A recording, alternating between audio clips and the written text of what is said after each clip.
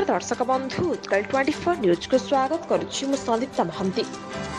अंतरराष्ट्रीय मानव अधिकार सुरक्षा परिषद तरफ स्वाधीनता दिवस परिप्रेक्षी में रक्तदान शिविर अनुष्ठित 16/8/2024 तारीख शुक्रवार दिन 10 घंटिका समय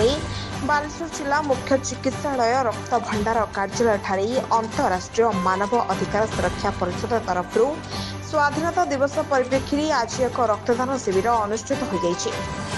परिषदर राज्य साधारण संपादिका श्रीमती ज्योत्स्ना सेनापति यह रक्तदान शिविर को आयोजन करते।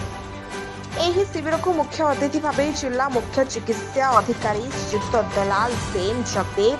उद्घाटन करथिबा बेले सम्मानित अतिथि भाव श्रीमती डॉक्टर मीरापति,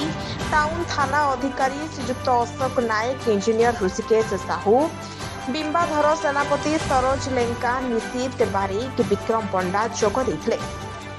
अन्यमानक मध्यरे परिषदर बालेश्वर जिला सभापति प्रदीप कुमार सामल, परिषदर कर्मकर्ता श्रीमती साहू, तपन कुमार विश्वाल, स्नेहाशीष दास, जीवन कृष्णा पारिक, मधुस्मिता नायक, अविनाश चक्रवर्ती, समाजसेवी अश्रिता तरई प्रमुख यह शिविर को परिचालना करथिले।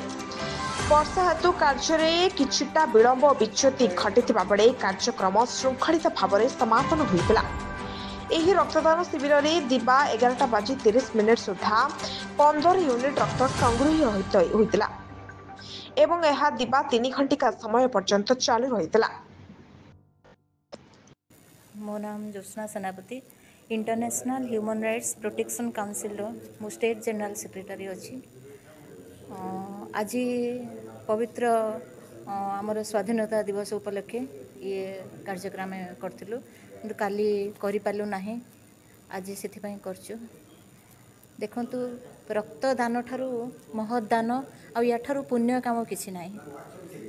तेणु ये पुण्य काम करने आम छोटिया प्रयासटे कर अनेक जीवन ये रक्त ही चली जाऊे एवं ब्लड बैंक रे भी रक्त अभाव जना माने से दिन मो सीडीएम सार कथा होती रक्त अभाव भी अच्छी ब्लड बैंक अच्छी तेणु आमर ये प्रयास रोचे आमर मानवाधिकार तरफ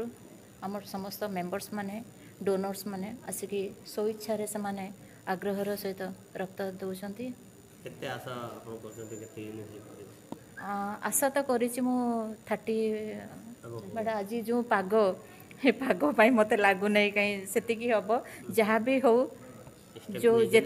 स्टेप नहीं ईश्वर आशीर्वाद एमती मो उपरे थाउ मुझे आगु को पुणी ये पदक्षेप नेबी बा ये कार्य करने पुणी आगु को बढ़ी। आंतर्जातिक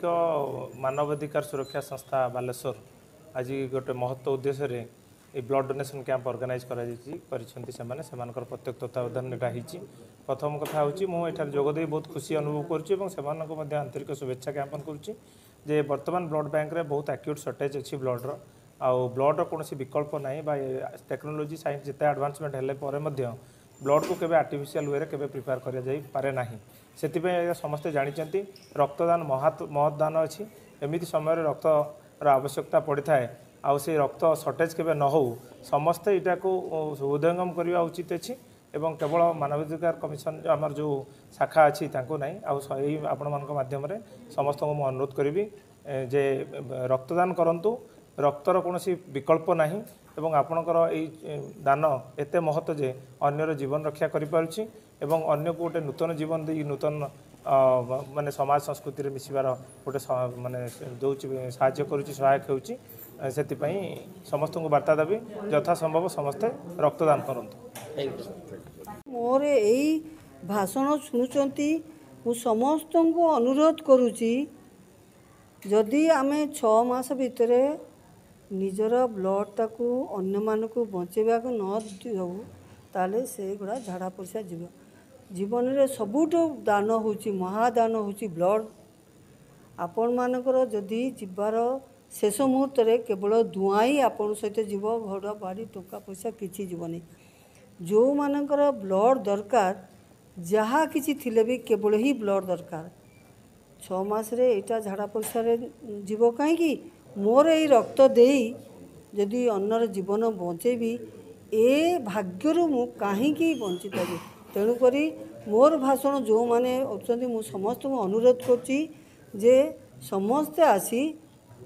ରକ୍ତ ଦାନ କରନ୍ତୁ। ବାଲେଶ୍ୱରରୁ ତ୍ରିଲୋଚନ ମହାନ୍ତିଙ୍କ ରିପୋର୍ଟ, ଉତ୍କଳ 24 ନ୍ୟୁଜ୍।